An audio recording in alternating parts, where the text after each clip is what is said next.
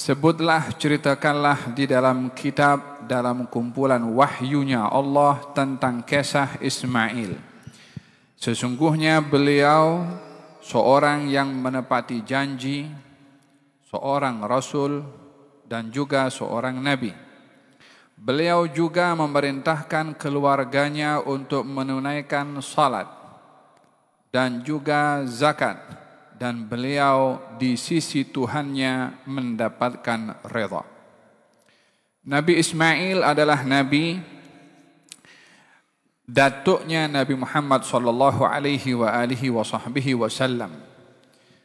Para anbiya ini yang digelari dengan Abul Anbiya, bapa kepada para nabi, itu adalah Nabi Ibrahim.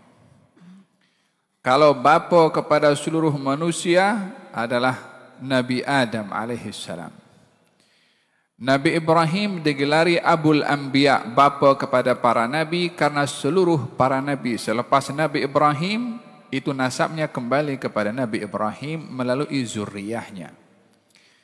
Zuriyah Nabi Ibrahim yang pertama adalah Ismail. Allah Subhanahu wa taala berfirman dalam Al-Qur'anul Karim, "Fabasyarnahu bighulamin halim." Kami beri berita gembira kepada Nabi Ibrahim dengan anak yang penyantun, yaitu Ismail. Ayat yang lain Allah Subhanahu wa taala berfirman, "Inna nubasyiruka bighulamin alim." Kami beri kabar gembira kepada kamu wahai Ibrahim dengan anak, yaitu yang alim, yang berilmu. Yang dimaksudkan adalah Ishak. Yang dikisahkan oleh Allah daripada anak-anak Nabi Ibrahim yang diangkat menjadi nabi adalah Ismail dan Ishak.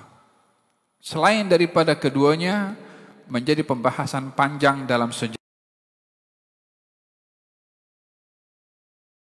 Selain daripada Ibrahim, selain daripada Ismail dan Ishak atau tidak. Adakah istri Nabi Ibrahim ada yang lain selain daripada Siti Sarah dan juga Siti Hajar, pun juga menjadi pembahasan ahli sejarah, dan itu bukan topik kita pada malam hari ini. Kita nak bahas tentang Nabi Ismail yang dikisahkan oleh Allah di dalam Al-Quranul Karim dan disifatkan oleh Allah dengan beberapa sifat. Yang pertama, Allah Subhanahu tentang nama-nama nabi-nabi dan orang-orang terdahulu adalah Allah ingin mengkisahkan tentang akhlak mereka, adab mereka, cerita mereka, untuk kita mengambil hikmah daripada akhlak tersebut. Jadi di dalam penceritaan tentang orang-orang yang mulia itu bukan tujuannya untuk nak menyanjung-nyanjung, karena mereka pun sudah tersanjung di sisi Allah. Apa makna sanjungan manusia kepada manusia kalau manusia itu sudah disanjung oleh Allah? Kita nak mengangkat, nak puji-puji Nabi Ibrahim. Siapa kita untuk mengangkat darjat Nabi Ibrahim dengan pujian kita? Tapi kita puji Nabi Ibrahim karena Allah puji. Kita puji Nabi Ibrahim untuk kita mengambil ibrah daripada kisah Ibrahim. Demikian Ismail, demikian Ishak, demikian Idris, demikian kisah-kisah para awliya yang dikisahkan juga oleh Allah di dalam Al-Quranul Karim. Allah ketika menceritakan Nabi Ismail bukan hanya diperkenalkan nama, tapi diperkenalkan sifat. Apa saja sifat yang Allah Subhanahu wa taala jelaskan tentang Nabi Ismail yang dengannya ia terpuji, untuk memberitahukan kepada kita juga bahwa kepujian yang ada pada seseorang bukan karena namanya. Terhormatnya seseorang bukan karena bangsanya atau bahasanya atau latar belakang keluarganya, tapi kemuliaan seseorang itu ada pada akhlaknya. Kemuliaan seseorang ada pada nilai-nilai murninya. Itulah yang menyebabkan seseorang itu terangkat darjatnya di sisi Allah. Mungkin di dunia ada orang dimuliakan karena hartanya. Mungkin di dunia ada orang dimuliakan karena nasabnya. Mungkin di dunia ada orang dimuliakan karena bangsanya. Hal itu boleh berlaku di dunia.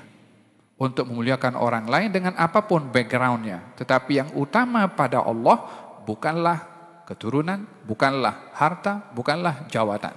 Tetapi akhlak yang ada padanya.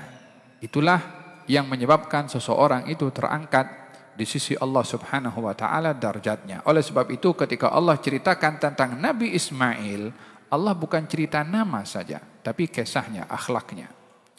Apa akhlak Nabi Ismail sehingga diceritakan oleh Allah Subhanahu wa taala? Katanya innahu kana shadiqal wa'di. Sesungguhnya Nabi Ibrahim itu menepati janji.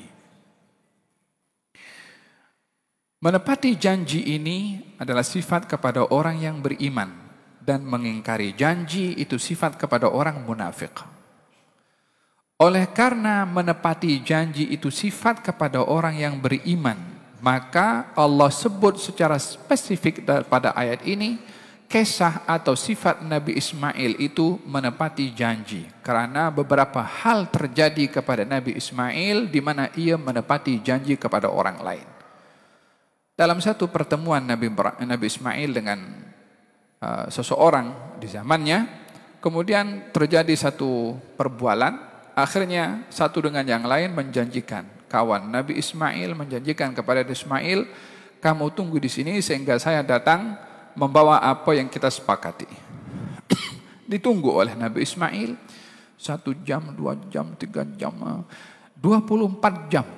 Tak datang-datang. Nabi Ismail tunggu di tempat tersebut sampai keesokan harinya. Orang tu lupa. Dah janji dengan Nabi Ismail di tempat tersebut. Nabi Ismail duduk tunggu dan tidak meninggalkan disebabkan oleh kerana berjanji untuk menunggu. Sampailah 24 jam atau 1 hari 1 malam. Keesokan harinya lelaki itu datang jumpa dengan Nabi Ismail di tempat yang sama semalam dijanjikan. Katanya daripada semalam kamu tunggu di sini. Katanya kau janji kepada aku di tempat ini. 24 jam ditunggu kedatangannya. Kita dalam hal ini banyak lajak masa di dalam kita berjanji. Biasanya orang itu kalau nak jemput orang pukul 11, dia jemput 10.30 dulu. Karena orang pasti datang pukul 11. Untuk on time dalam janji, bukanlah nak dikatakan dia ingkar janji dalam hal ini. Unless kalau dia sengaja. Walihada shadiqal wa'di. Nabi Ismail itu menepati janji. Hal ini sama berlaku kepada Rasulullah. Hanya kepada Rasulullah ada orang berjanji kepada Nabi tak datang selama 3 hari. 3 hari Nabi tunggu di situ. Bukan 24 jam. Innahu kana shadiqal wa'di. Ini yang pertama. Yang kedua adalah janji yang menjadi sejarah. Ketika Nabi Ismail berjanji kepada ayahnya, mengatakan ketika ayahnya menawarkan kepada Nabi Ismail, inni ara fil manami anni adbahuk fandur madza tara. Wahai putraku, aku bermimpi. Ibrahim ayahnya berkata kepada Ismail, aku bermimpi sembelih engkau. Mimpinya Nabi ini wahyu, perintah dari Allah. Fandur madza tara, apa pendapatmu? Nabi Ibrahim tanya kepada putranya Nabi Ismail. Kata Nabi Ismail, ya abatif al-ma tu'mar satajiduni insyaallah minas sabirin. Wahai ayahku, tunaikan apa yang diperintahkan oleh Allah kepada kamu. Engkau akan dapati aku termasuk orang-orang yang sabar. Yakni masa Nabi Ibrahim bercakap dengan Nabi Ismail, bukan hari itu juga dilaksanakan perintahnya Allah pada sembelihan itu, tapi di kemudian hari. Oleh sebab itu Nabi Ismail mengatakan, satajiduni, engkau akan dapati aku nanti ketika mendatangi engkau untuk engkau tunaikan apa yang Allah perintahkan kepada engkau, engkau akan dapati aku daripada golongan orang yang bersabar. Artinya bila masa tiba untuk engkau lakukan perintah Allah, aku akan datang menepati janji insya-Allah. Dan aku mudah-mudahan termasuk daripada golongan orang yang bersabar. Dalam hal ini Nabi Ismail menepati janjinya kepada ayahnya untuk dilakukan satu perbuatan yang mengambil nyawanya. Coba ada orang berjanji, aku janji dengan kamu satu tempat, aku curi engkau punya duit. Engkau datang ya nanti ya, bawa nanti duit engkau. Ini bukan duit yang diambil, nyawa.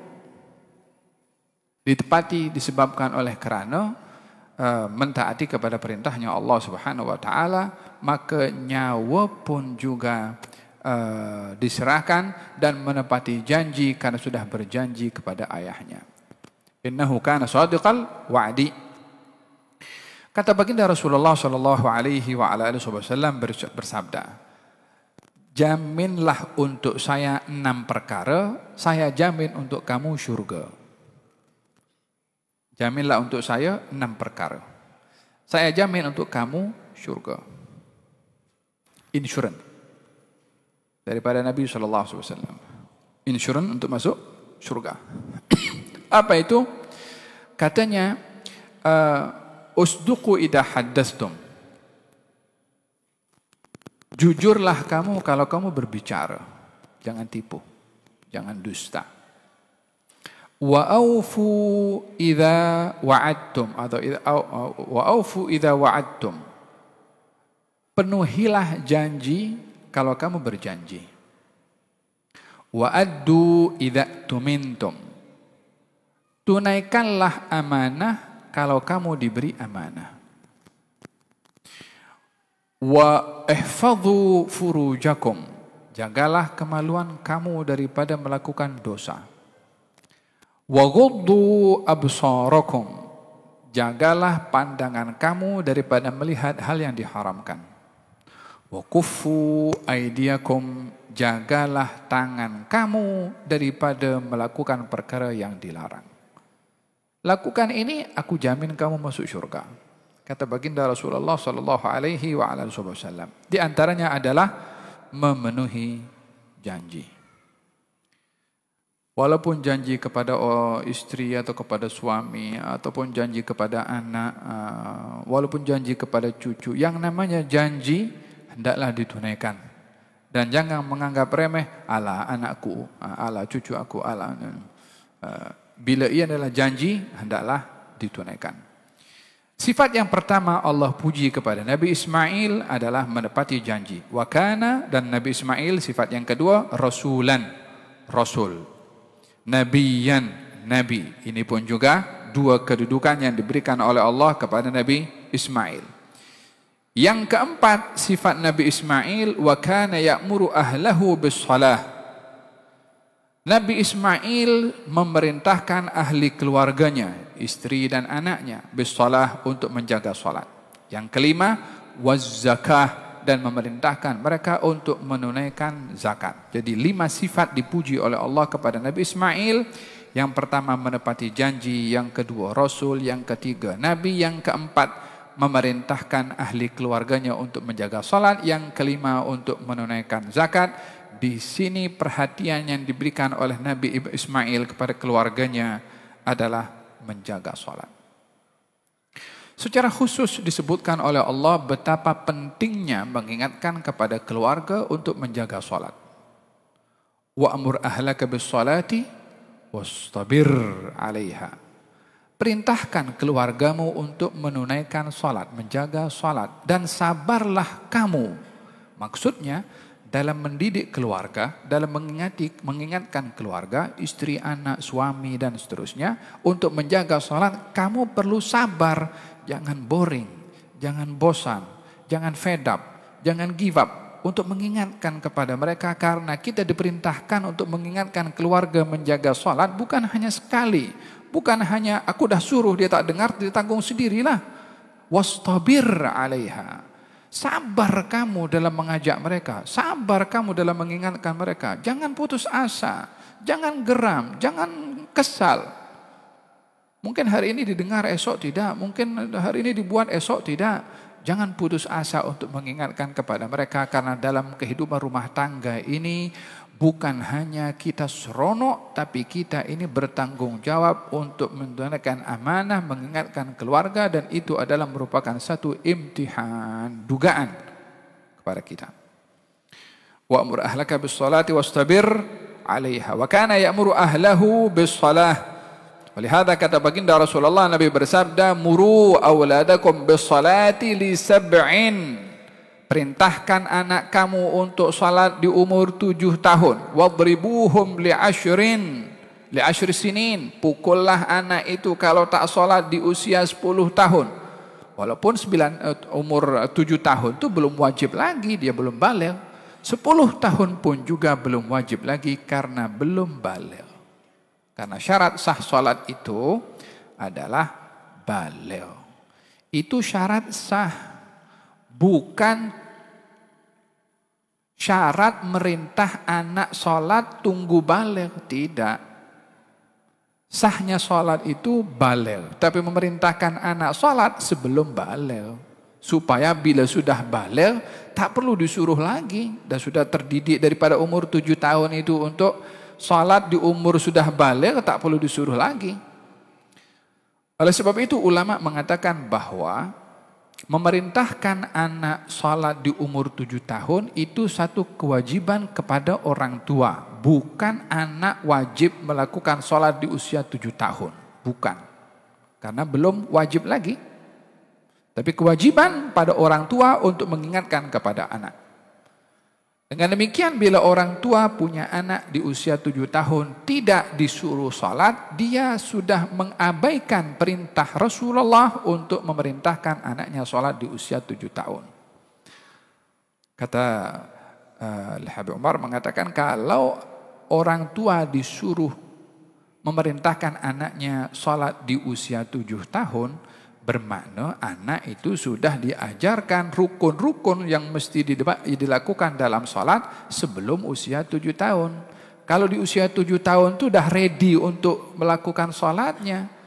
Kalau bukan baru diajar untuk sholat takbiratul ihramnya begini, fatihahnya begini, bukan itu. Untuk mengajarkan fatihah semua itu sebelum 7 tahun. Sehingga di usia 7 tahun ketika disuruh sholat, anak itu dah tahu macam mana melakukan sholat. Dia dah tahu tasyahud, dia dah tahu fatihah, dia dah tahu rukun-rukun sholat yang lainnya. Sehingga anak itu sudah pandai di sholat di usia 7 tahun dengan diajarkan hal-hal yang terkait dengan sholat sebelum 7 tahun.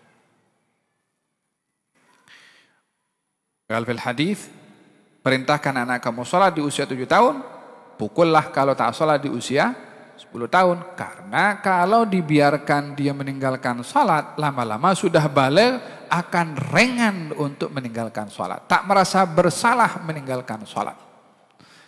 Karena pukulan itu, pukulan untuk menyakiti, tapi pukulan untuk mendidik. Supaya dipatuh kepada perintahnya Allah nanti bila baligh. Dipersiapkan. Fahim Tom? Kan orang itu kan kalau nak menerbangkan pesawat itu pilot itu kan, dia bukan langsung dibagi terus. Ini ambil Boeing 747 bawa pergi ke Mekah, Madinah, walau pergi sana. Dia kena pergi latihan dulu itu. Apalah itu alatnya lah, alhasil itu kan. Simulator kan. Try dulu. Dan kena sikit, tak kena lagi. So kena belajar latihan. Dah ready, baru dikasih pesawat yang betul, dia boleh bawa. Macam tu juga orang kalau dibiasakan untuk salat daripada kanak-kanak, dah sampai kepada usia baligh, dia sudah menjiwai salat itu, sudah menikmati salat itu. Fahimtum? Wa kana ya'muru ahlahu bis-shalah wa kana ya'muru ahlahu bis-shalah. Nabi Ismail mengambil berat tentang keluarganya, istri dan anaknya, bis-shalah, untuk menjaga salat. Dalam hadis Nabi Muhammad sallallahu alaihi wa ala alihi wa sahbihi wasallam, beliau bersabda dalam hadisnya mengenai bagaimana mengambil berat tentang keluarga dalam menjaga salat. Bukan hanya salat fardu, tapi salat sunnah seperti qiyamul lail. Katanya, rahimallahu rajulan qama min al-laili fa shalla wa ayqadha imra'atahu fa in abad nadaha fi wajhiha al-ma'. Semoga Allah memberi rahmat kepada seorang lelaki yang bangun malam lalu salat malam dan membangunkan istrinya. Kalau dia tidak mahu bangun, maka dipercikkan air pada wajahnya supaya bangun. Bukan dituangkan satu baldi ya. Wa rahimallahu imra'atan qamat minal laili fa shallat wa ayqadat zawjaha fa in aba nadahat fi wajhihi al-ma' akhrajahu Abu Dawud. Semoga Allah juga memberi rahmat kepada seorang istri yang bangun malam dan salat lalu membangunkan suaminya. Jika enggan maka dipercikkan air pada wajahnya untuk bangun. Jadi dalam hal ini bukan hanya laki-laki ambil berat kepada istri atau anak, tapi juga istri mengambil berat terhadap suaminya dan juga kepada anaknya. Wa'mur ahlaka wa kana ya'muru ahlahu bis salati waz zakah. Memerintahkan keluarganya untuk salat dan juga menunaikan zakat. Ya, ada kalanya yang memiliki harta bukan hanya suami, tapi istri pun juga punya harta juga. Mungkin anak pun punya harta juga. Maka bagi seorang suami, bagi seorang ayah, mengingatkan kepada istrinya bila punya harta untuk menunaikan zakat. Mengingatkan kepada anaknya untuk menunaikan zakat. Jadi bukan hanya terlepas, saya sudah kawinkan, saya punya anak. Saya sudah beri nafkah zahir batin kepada istri, hal-hal yang lain dipunya pasal. Karena Ismail itu mengingatkan kepada istri dan anaknya atau keluarganya supaya menjaga salat dan juga menunaikan zakat. Dalam hal ini yang kaya istrinya atau suaminya adalah saling ingat mengingatkan tentang zakat. Di zaman Nabi SAW, Abdullah bin Mas'ud seorang yang susah. Istrinya namanya Zainab, seorang yang kaya raya, yakni punya harta yang cukup untuk dia mengeluarkan zakat. Maka kata Siti Zainab mengatakan kepada suaminya, saya ingin mengeluarkan zakat. Kata suaminya bin Mas'ud, berilah kepada saya zakat tuh. Kata Siti Zainab mengatakan, kamu suami aku. Siti Zainab menyangka istri tak boleh beri zakat kepada suaminya karena ada hubungan hubungan perkawinan sebagai suami istri. Kata bin Mas'ud mengatakan, tapi saya boleh terima. Yang tak boleh kalau suami beri zakat kepada istri, karena istri tanggungan suami, bukan suami tanggungan istri. Maka kata Siti Zainab mengatakan, saya akan tanya dulu kepada Rasulullah. Nak pastikan boleh ke? Dalam hal ini kita belajar macam mana kalau tak tahu hukum, tanya kepada orang yang mengerti hukum. Maka tanya kepada Rasulullah SAW. Di rumah Rasulullah dijaga oleh Bilal ibn Rabah. Dan rumah Nabi ini selalunya ada macam haris, penjaga. Supaya orang tak keluar masuk tanpa izin. Ada orang tanpa ada yang menjaga. Maka ketika kita menjaga Bilal ibn Rabah. Kata Siti Zainab mengatakan kepada Bilal, wahai Bilal, saya ingin bertanya kepada Rasulullah, hukum memberikan zakat daripada istri kepada suami boleh atau tidak? Tapi aku minta kepada kamu jangan beritahu kalau yang bertanya itu aku. Siti Zainab ingin menjaga marwahnya dan marwah suaminya. Tak mahu didedahkan istri bagi kepada suami, kan malu begitu. Ya kan? Zaman sekarang tak viral. Ambil gambar. Kadang-kadang suami istri, entah suaminya bikin hal, wala istrinya bikin hal, ambil gambar diviralkan. Wallah, dosa yang dilakukan oleh suaminya atau istrinya tidak lebih besar daripada dosa memviralkan, mengaibkan sehingga orang semua itu tahu apa yang dilakukan oleh orang itu. Maka kata Siti Zainab mengatakan, kamu jangan beritahu kalau saya yang bertanya. Bilal jumpa dengan Rasulullah. Katanya, ya Rasulullah, imra'atun bilbab. Rasulullah, ada seorang perempuan di hadapan pintu bertanya, apa hukum istri memberi zakat kepada suami? Kata Nabi, perempuan itu siapa?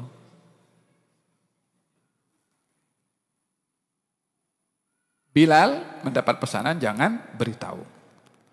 Tapi karena Nabi tanya, maka Bilal tak boleh mengatakan perempuan tu beritahu jangan beritahu. Tak manislah cakap macam tu kepada Rasulullah. Maka Bilal menjawab tapi dengan jawaban yang samar-samar. Yang bertanya adalah Zainab, Rasulullah. Kata baginda Rasulullah, ayyuz Zayanib. Zainab yang mana satu? Di Madinah yang namanya Zainab banyak. Yang mana satu? Bilal tak ada jawaban lain kecuali memberitahukan Zainab imra'atu Ibnu Mas'ud. Zainab istrinya Ibnu Mas'ud. Di sini kalau Nabi tanya, dia kena jawab. Wajib mentaati perintah Nabi SAW, hatta orang lain mengatakan tidak. Dijawab oleh Bilal, Zainab istrinya Ibnu Mas'ud, kata baginda Rasulullah, beritahu kepada dia ada dapat 2 pahala. Pahala zakat dan pahala mendahulukan keluarga di dalam zakatnya itu. Oleh sebab itu kita digalakkan bila mengeluarkan zakat, perhatikan ahli keluarga terdekat yang termasuk daripada golongan fakir, miskin atau asnaf untuk didahulukan berbandingkan kepada yang lain. Di sini Abdullah bin Mas'ud mengingatkan kepada istrinya untuk mengeluarkan zakat. Nabi Ismail kana ya'muru ahlahu bis salati waz zakah. Nabi Ismail memerintahkan keluarganya dan juga istri dan anaknya untuk melakukan salat dan juga mengeluarkan zakat. Maka wa kana inda rabbih maradiyya, dengan apa yang dilakukan oleh Ismail tadi, menepati janji, mengingatkan keluarganya untuk menjaga salat dan juga zakat, dia mendapatkan ridha. Wa kana inda rabbih maradiyya, maka dia mendapat anugerah dari Tuhannya, ridha. Orang itu kalau ridha kepada Allah tapi dia belum tahu adakah Allah ridha pada dia. Permasalahannya adalah bagaimana kita meraih ridha dari Allah. Dan itu adalah satu anugerah yang paling tinggi diberikan oleh Allah Subhanahu wa taala. Ianya lebih nikmat daripada syurga, ianya lebih nikmat daripada firdaus, ia lebih nikmat daripada apa saja pemberian yang ada di dalam syurga, tidak melebihi besarnya nikmatnya mendapat ridha dari Allah Subhanahu wa taala. Di dalam hadis Nabi Muhammad SAW beliau bersabda, bila penghuni syurga sudah masuk syurga, ditanya oleh Allah, wahai penghuni syurga, adakah kamu puas hati dengan apa yang aku beri kepada kamu? Kata penghuni syurga mengatakan, wahai Allah, bagaimana kami tidak puas hati?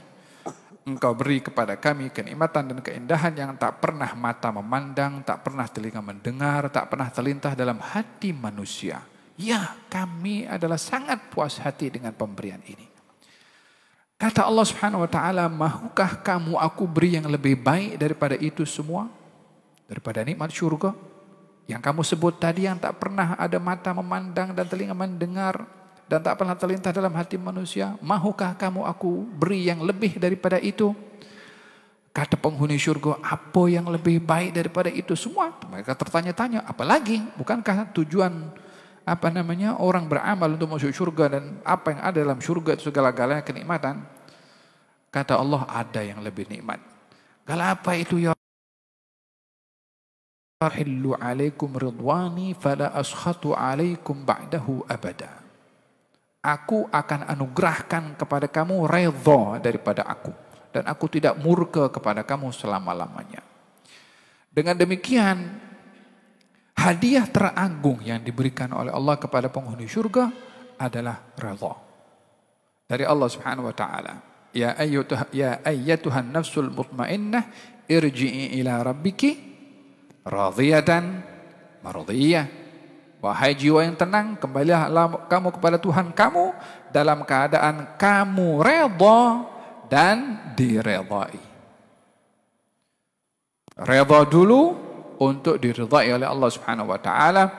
Ya subhanallah, di antara orang-orang yang dianugerahkan redha oleh Allah Subhanahu wa taala adalah sahabat Nabi Muhammad sallallahu alaihi wasallam yang Allah Subhanahu wa taala sebutkan dalam Al-Qur'anul Karim, was-sabiquna al-awwaluna minal muhajirin wal ansar walladzina ittaba'uuhum bi ihsan radhiyallahu anhum wa radu Orang-orang muhajirin dan ansar dan orang-orang mengikuti mereka, Allah redha pada mereka dan mereka redha pada Allah. Didahulukan redhanya Allah Subhanahu wa taala kepada mereka. Oleh sebab itu kalau kita sebut sahabat, sebut radhiyallahu anhu. Apa sebabnya? Allah yang sebut dalam Quran seperti itu. Jadi kalau kita tengok sahabat ini adalah tengok apa yang Allah sebut dalam Quran. Muhajirin dan ansar, Allah kata radhiyallahu anhum. Mereka ada buat silap ke? Silap tak silap ke? Allah sebut dalam Quran radhiyallahu anhum, kita pun sebut radhiyallahu anhum. Sebagai mengikuti caranya Allah Subhanahu wa taala kepada mereka para as-sahabat. Idan, di antara cara kita mendapatkan redha, kata baginda Rasulullah SAW, beliau bersabda, barang siapa yang di waktu pagi atau di waktu petang mengatakan raditu billahi rabban wa bil islami dinan wa bi muhammadin nabiyyan wa rasulan fa haqqun 'alallahi an yurdiyahu. Orang yang mengucapkan raditu billahi rabban wa bil islami dinan wa muhammadin nabiyyan wa rasulan, maka dia berhak untuk mendapatkan redha dari Allah Subhanahu wa taala. Tips yang kita dapat untuk kita lazimkan diri baca zikir tersebut pagi dan petang. Wa kana ya'muru ahlahu bis salati waz zakati wa kana inda rabbih mardiya. Wadhkur fil kitabi Idris. Ceritakan juga wahai Rasulullah Muhammad dalam kitab, dalam wahyu, dalam firman kisah Nabi Idris. Innahu kana siddiqan nabiyya, sesungguhnya beliau itu siddiq. Seorang yang siddiq, nabiyya, nabi. Wa rafa'nahu makanan 'aliyya, dan kami angkat Idris tempat yang tinggi. Siapa Idris? Idris keturunan daripada Nabi Adam, daripada anaknya yang bernama Syith. Dikatakan Idris ini mendapatkan Nabi Adam 300 tahun. Baru Nabi Adam meninggal dunia. Idris adalah Nabi yang menguasai 72 bahasa. Sehingga beliau berdakwah dengan kaumnya dengan setiap bahasa. Bermakna pada zaman itu ada puak-puak yang bahasanya berbeza-beza. Nabi Idris termasuk yang ahli dalam bahasa-bahasa tersebut. Dengan demikian dalam menyampaikan dakwah perlu memahami bahasa wilayah yang kita nak berdakwah di situ. Tapi peliknya kan, sahabat Nabi Muhammad itu sampai pergi ke China itu bukan belajar bahasa Mandarin waktu itu untuk dia berdakwah di situ, tapi semangatnya luar biasa sehingga orang sana belajar bahasa Arab dan memahami agama dengan bahasa Arab. Nabi Idris juga seorang yang dikenali dengan ahli dalam apa itu kalau dalam university kan, kalau orang yang belajar jurusan untuk mengatur bandar, apa nama pakar ilmu apa jurusannya itu? Hah? City planning? Hah? Town planning? Lebih kurang macam tuh.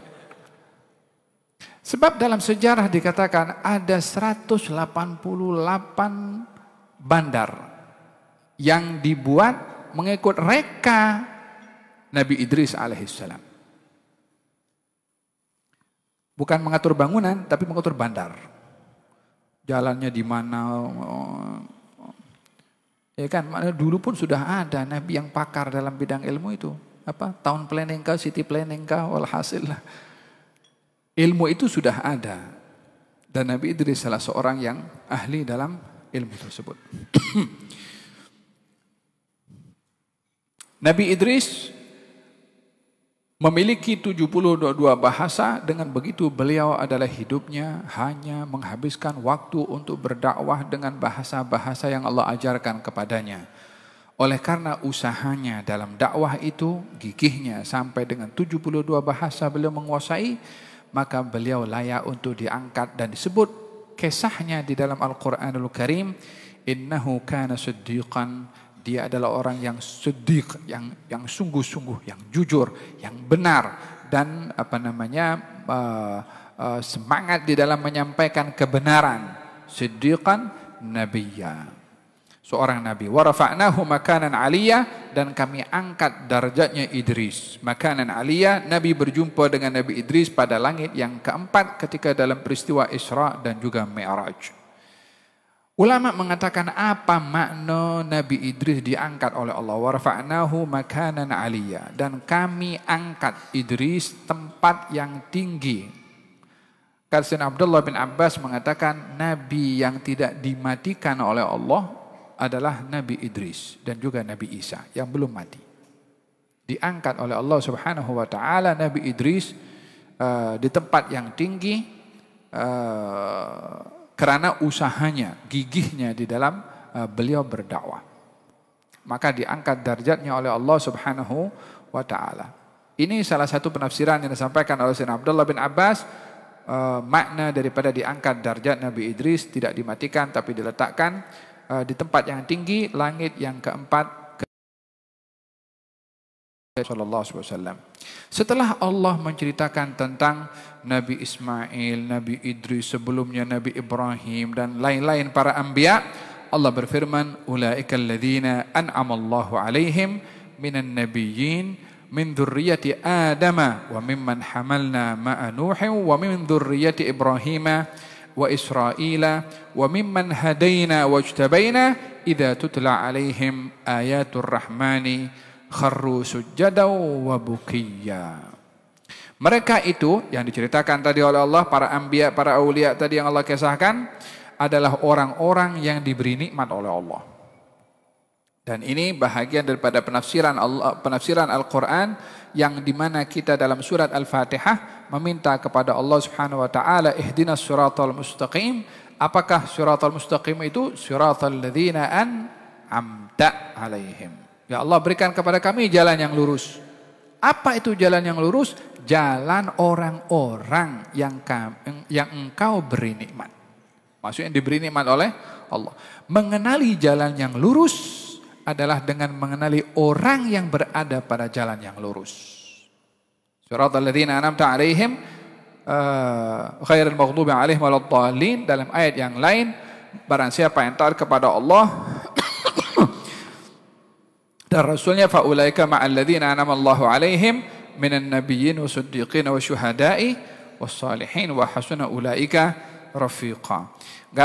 Dalam ayat ini Allah berfirman, mereka itu nama-nama yang dikisahkan, nama anbiya, para nabi yang Allah kisahkan sebelumnya adalah orang-orang yang diberi nikmat oleh Allah.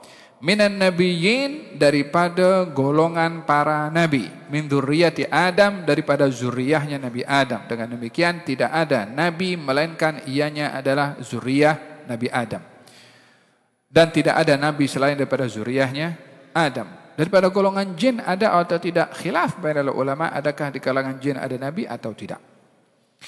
Wa mimman hamalna ma'a Nuh, dan golongan orang-orang yang kami bawa bersama dengan Nabi Nuh. Siapa dia? Di antaranya adalah Ibrahim dan zuriyahnya. Di antara zuriyahnya Ibrahim, Israel. Siapa Israel? Nabi Yakub. Israel Nabi Yakub. Wa mimman hadaina wajtabaina, dan orang-orang yang kami beri hidayah dan kami pilih. Maksudnya kenabian itu bukan pangkat yang boleh dicapai, bukan kedudukan yang boleh dicari. Wali, ya, kedudukan boleh dicari. Nabi tidak ada. Jadi kalau ada orang di akhir zaman mengatakan saya nabi, siapa yang lantik kamu jadi nabi? Pasal saya ibadah banyak dah.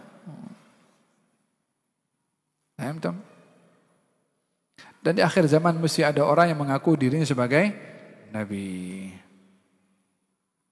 Jangankan nabi, satu hari pun ada orang mengaku Tuhan. Ya, Dajjal akan mengaku Tuhan. Dajjal bukan nabi lagi, dia mengaku Tuhan. Kerenah manusia kan tak tanggung-tanggung dia nak tunjuk hebat tuh, bukan hanya untuk mendakwa dirinya sebagai nabi tapi sebagai Tuhan. Wa idza tutla alaihim ayatur rahman kharru sujadan wa bukiya, bila dibacakan kepada mereka ayat-ayat Allah, kharru sujadan, maka mereka akan sujud wa bukiya dan menangis. Ya salam. Kata Sayyidina Umar bin Khattab kalau membaca ayat ini katanya kemudian sujud tilawah katanya hadza sujud fa ainal buka. Ini sujudnya ada, nangisnya mana? Karena orang-orang yang dipuji oleh Allah dalam ayat ini kharru sujjadan. Kalau dibacakan ayat-ayat Allah mereka sujud. Kemudian wabukiya. Ya subhanallah kita ini kerap membaca Al-Quran. Tapi kita kurang menitiskan air mata ketika membaca Al-Quran. Yang mana menitiskan air mata membaca Al-Quran ini mahal nilainya di sisi Allah subhanahu wa ta'ala. Fil hadits dinyatakan di antara orang-orang yang dilindungi oleh Allah di hari tiada perlindungan kecuali perlindungannya Allah. Di antaranya adalah ainun bakat, mata yang menangis karena takut kepada Allah. Faham? Barang siapa yang dalam hidupnya ini menangis karena takut kepada Allah walaupun air matanya itu hanya sebesar lalat, maka Allah akan amankan dia nanti di akhirat atau tidak akan menangis di akhirat. Yang banyak menangis di dunia, dia akan ketawa di akhirat. Tapi yang banyak ketawa di dunia tak menangis di dunia, dia akan menangis nanti di akhirat. Waliyadu billah, falyadhaku qalilan walyabku katsira. Kalau nak ketawa sikit saja, kalau banyaklah menangis, kata Nabi SAW. Kalau kamu tahu apa yang aku tahu, maka kamu akan banyak menangis dan kurang ketawa. Dan ibadahnya mata itu adalah menangis karena takut kepada Allah, rindu kepada Allah, terkesan dengan firman Allah. Itu ibadahnya mata. Bahagian daripada ibadahnya mata, al-buka, menangis. Fahimtum? Kita menangis juga kalau kehilangan orang disayang, atau kehilangan harta benda, atau apa-apa berlaku musibah. Kadang sakit pun kalau mendapatkan kabar berita sakit menangis pun juga. Teringin coba untuk kita menangis ini karena takut kepada Allah subhanahu wa ta'ala supaya air mata itu jadi saksi nanti di akhirat. Ya Rabb, saya di dunia pernah menangis ghayya. Digantikan generasi itu dengan generasi setelahnya, generasi yang baik. Generasi setelahnya orang-orang yang mengabaikan salat, mengikuti syahwat, maka mereka akan menghadapi hukuman ataupun kebinasaan. Ayat ini kita akan bahaskan pada pertemuan yang akan datang insyaallah. Mudah-mudahan Allah berkati kita dan mudah-mudahan Allah Subhanahu wa taala bimbing hati kita untuk dapat menghayati Al-Qur'anul Karim dan untuk dapat menitiskan air mata karena terkesan dengan bacaan Al-Qur'anul Karim, untuk menghayati makna dalam Al-Qur'an, diberi pemahaman oleh Allah Subhanahu wa taala. Tanda orang beriman adalah ketika membaca Al-Quran dia makin khusyuk kepada Allah Subhanahu wa taala, dan mudah-mudahan Allah Subhanahu wa taala berkati kita di bulan Rajab dan Sya'ban, disampaikan kita ke bulan Ramadan birahmatika arhamar rahimin. Allahumma ja'al jam'ana hadza jam'an marhuma wa tafarruqana min ba'dihi tafarruqan ma'suma wa la taj'alna wala minna wala hawalaina syaqiyan wala mahruma. Ya Allah, tambahkan kepada kami ilmu dan bimbinglah kami untuk beramal dengan ilmu. Ya Allah, berikanlah kepada kami manfaat ilmu. Jauhkan kami daripada ilmu yang tidak bermanfaat. Jadikanlah ilmu yang kami belajar dapat membuahkan rasa takut dan rindu kepada Engkau. Jadikanlah kami dalam golongan orang-orang yang menghayati firman-Mu ya Rabbal Alamin. Berikanlah penghujung kehidupan kami ini husnul khatimah.